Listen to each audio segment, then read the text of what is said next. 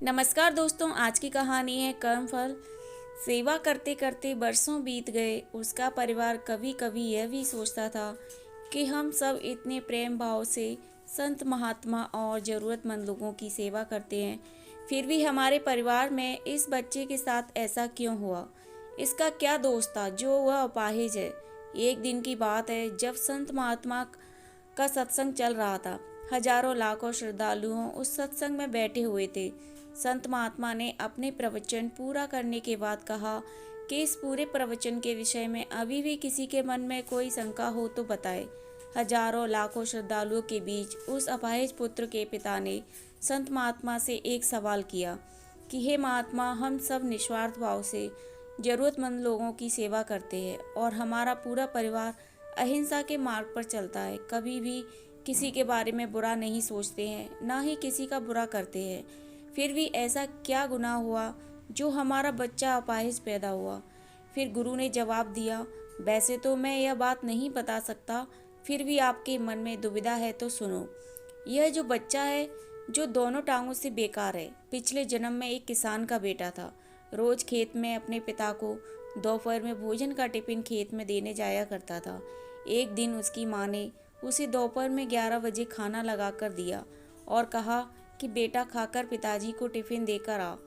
इसकी माँ ने खाना परोसकर थाली में रखा कि इतने में उसके किसी दोस्त ने आवाज़ लगाई तो यह खाना वहीं छोड़कर अपने दोस्त से बात करने बाहर चला गया। इतने में ही एक कुत्ता घर में घुस आया और उसने थाली में मुंह डाला और रोटी खाने लगा। लड़का जैसे ही घर में वापस आया और कुत्ते को थाली में मुंह डालता हुआ देखकर पास ही में एक लोहे का बड़ा सा डंडा पड़ा हुआ था, उसने यह भी नहीं सोचा कि खाना तो जूठा हो चुका है। बिना सोचे समझे उस कुत्ते की दोनों टांगों पर इतनी जोर से लोहे का डंडा मारा कि वह कुत्ता अपनी जिंदगी में जब तक जिंदा रहा दोनों पैरों से बेकार होकर घसीटते घसीटते जिंदगी जिया और तड़प तड़प कर मर गया। कर्मों का फल जरूर मिलता है। यही उसी कुत्ते की बद्दुआ का फल है जो इस जन्म में यह दोनों टांगों से अपाहिज पैदा हुआ है। संत महात्मा ने कहा, पुत्र, इस संसार में इंसान को अपने अपने कर्मों का फल भुगतना ही पड़ता है। इस जन्म में अगर किसी की टांग तोड़ी है तो स्वाभाविक है कि अगले जन्म में आपकी टांग टूटनी ही है।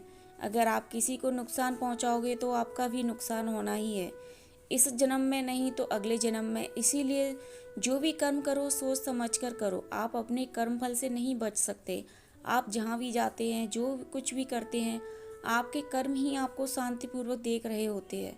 किसी भी दिन आपको आपके कर्म का फल पृथ्वी पर वहन करना ही होता है। इसीलिए हर समय उचित कर्म करना अनिवार्य है।